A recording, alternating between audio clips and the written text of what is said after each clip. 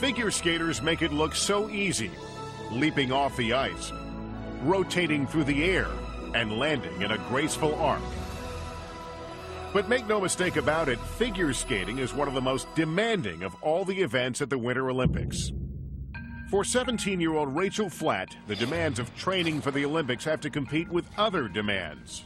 I basically head to the rink at around 6 o'clock. I skate from 6:30 to 7:15. And then I go to school from 7:30 until about 12:30. And then from there, I go straight back to the rink. When she's on the ice, this AP physics student might want to consider the science that goes into her every jump. To see this science in detail, Rachel agreed to train in front of a special high-speed camera called the Phantom Cam. It has the astonishing ability to capture her jumps at rates of up to 1,500 frames per second. It's very cool watching myself on the Phantom camera. You get to see every phase of the jump, and it's pretty incredible just to be able to see every aspect of it, you know, where exactly the placement of your arm is and where my head is. Everything is very cool. We brought the footage to Deb King, a professor of sports science at Ithaca College and an advisor to United States figure skating. A figure skating jump is a really complicated skill that combines a lot of different motions in it. They need to really optimize a lot of different conditions in terms of speed, force, vertical velocity, generating angular momentum, and put it all together in a package with just the right timing to execute the skill. Deb watched the Phantom Cam footage to explain what Rachel needs to get height and speed in one of her jumps. The first factor is angular momentum. In figure skating, angular momentum determines how fast you're going to be able to rotate in a jump in the air. So when you do a spin, if you generate more angular momentum, you have the potential to spin faster. Going into her jump, Rachel generates angular momentum by pushing off the ice with her foot. Pushing off the ice also generates vertical velocity, which will help Rachel get high enough to do her spins. The vertical velocity comes from producing forces from their jump during takeoff. This is sort of where action-reaction comes into play. As they contract their muscles and really powerfully extend their leg, they're pushing down against the ice. The ice will create a force up on them, which gives them vertical velocity. And it's pretty much the laws of projectile motion that the more velocity you have at takeoff, and this is vertical velocity, the more she can get going fast, straight up, the higher she'll jump. When Rachel spins on the ice, she exploits a law of physics to rotate faster and faster, almost as if by magic. How does she increase her speed while she's spinning? The answer lies in her arms. When Rachel first starts to spin with her arms extended, she rotates slowly. But as she pulls her arms in closer and closer, she starts to rotate faster and faster. Rachel's following an important law of physics, the law of conservation of angular momentum. You can't go to jail for breaking this law. In fact, you can't break it at all. As you get a smaller body position, your speed goes up. If you get a bigger body position, your speed goes down. So they react in the opposite directions. Back in her office, Deb King spins on an office chair to make the same point. What I'm going to do is when I'm spinning, I'm going to go from a really open position to a tight position, and you'll see my speed change. So let's give that a try. So this is pretty fast. It's slower, fast, slow, fast. And I'm going to keep going, and the only way to stop is going to be put my foot down and grab the table. I'm really dizzy right now. If Rachel can keep her body straight and hold her limbs in close, she'll achieve a higher rate of speed. But it's not as easy as it looks. It's hard to stay as straight as possible with every force. You know, you're basically being pulled out everywhere. So it's easier to stay in when you're crossed with your hands and your legs. It just makes the jump more efficient. But no matter how much attention she pays to the science of her jump, Rachel's road to the Olympics will depend on her making skating look effortless. You never know what's going to happen. The unexpected is, you know, it's amazing.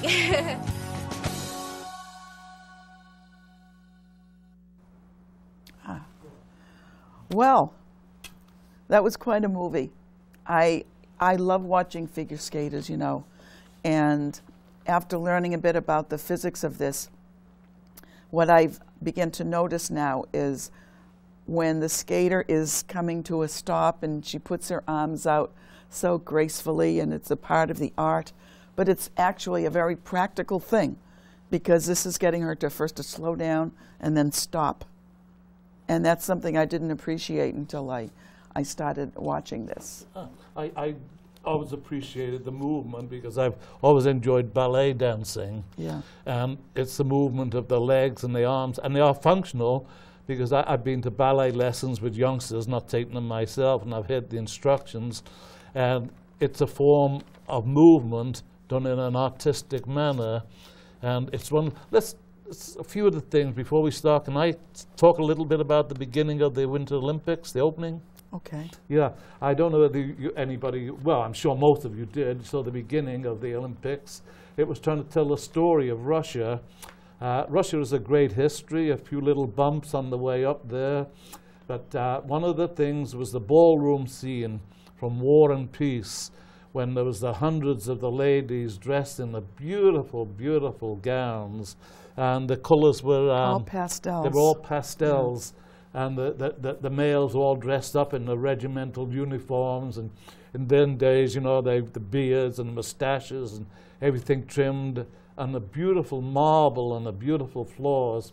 It was a magnificent scene.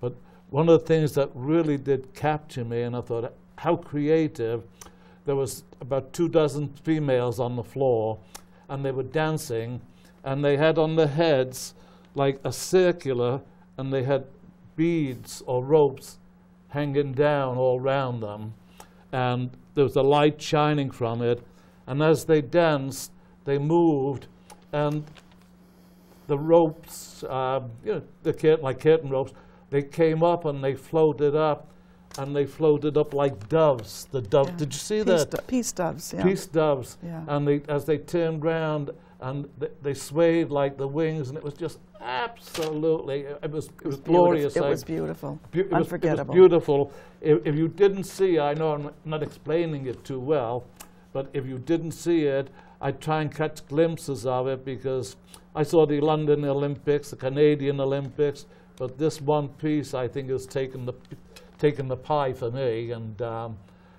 I won't at your show, so I'll quiet on that. But if you get an opportunity, watch the Doves of Peace.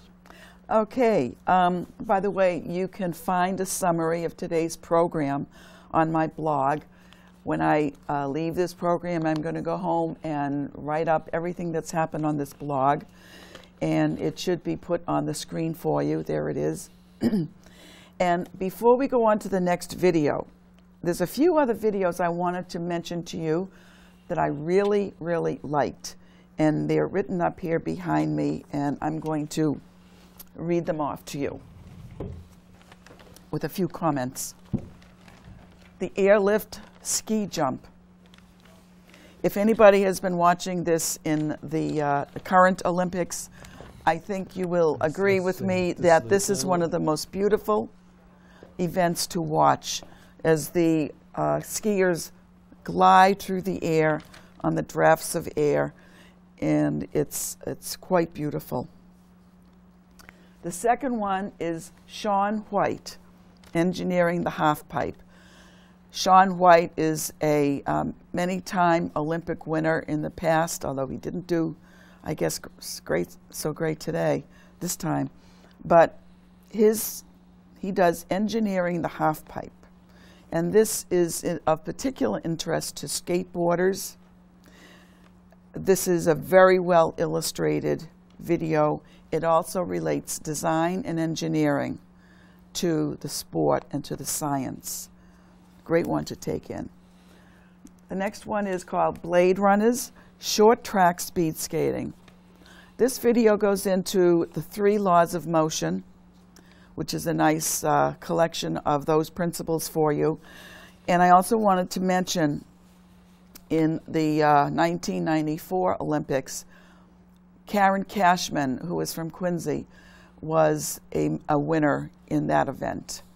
And the Quincy Sun ran a nice article about her last week. She teaches skating now down in, I don't know, Hanson or Kingston? Kingston. Kingston, okay. Mm-hmm. very accomplished person. Oh, yes, she is. Downhill alpine skiing. This one focused on the second laws of motion, and it teaches you about the speeding forces and the slowing forces. Safety gear.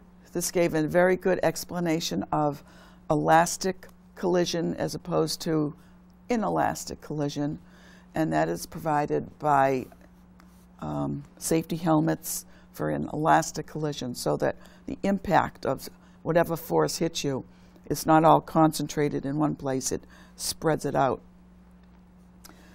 The bobsleds, banking on speed. This one I recommend in the sense that it introduced and pulls together a lot of different physics terms so you can see their relationship to each other. And it also introduced the historical note of Galileo. 3 videos, The Science of Skis, The Science of Skates, and Competition Suits. These videos get into materials, science, and engineering, which is very important in smooth and fast motion. Finally, Mathletes. Mathletes shows you how you can use arithmetic, algebra, calculus, and geometry. And geometry was especially interesting. They showed some wonderful illustrations with the hockey net of the angle of access. That is the puck and its access angle into the net, and 2 other types of angles. So I recommend those. Yeah. There's a few words I could say about a couple Sure. of these, which Sure. I've learned as we've been discussing them. It's the safety gear. I know it's been on the news and spoken about a lot, is the, the bangs, the helmets and concussions. And what interested me in this, a number of years ago in my favorite sport, which is soccer, football, or whatever you want to call it, they said that the ball was made of leather, and it used to weigh 5 pounds, and that's when it was dry. So you get a wet day, and we have a lot of wet days in Europe, the ball weight would increase, and the toe caps of your boots were of steel, and you kicked that ball with all the force you could, you headed it, you stopped it with your chest, and in the 80s they started saying, the same as they're saying about headgear in American football, we may have to cut out, talking about cutting out heading the ball. To me and to most fans, this is such a part of the game that you cannot cut it out. It's not possible to do it. And we were a little riled, and then eventually what happened is that science came along and they made the new ball. And the balls, as you know them today, they're made out of very specific materials that are third in lighter, and they have this, what's it called, the elastic? Collision. The elastic collision. It's built in so that the head doesn't take the brunt of it. It's transferred to the ball itself, and it doesn't affect the ball's flight. The ball is a much more precise ball. I remember taking a little bit of time to get used to it, but when you got used to it, it's a more precise ball. When you head it or get kicked in the head, you didn't feel like your brains were shaken up. So that's a step forward, and I like the idea of America, what they're doing. I saw a football helmet. They'd sliced it in half, and there was 3 elements to it. There was the hard casing like this, and underneath there's the term, which is here again, it was for elastic collision. They had a foam or a material, and they had it squashed in between another shelter, and this dissipated the impact of it. Of the force. And when they've done that, I'm sure they're going to work on the rest of the uniform. But for me, don't take away the headbutts, don't take away the collisions. It's a contact sport, and I love to hear the sounds. So hopefully this will be solved with new gear, and we'll still have banging and thrashing and beating like the man's game and like the soccer is. And that's one thing about the safety gear. But I do believe in safety for the kids. I really do. The other thing which I thought was funny,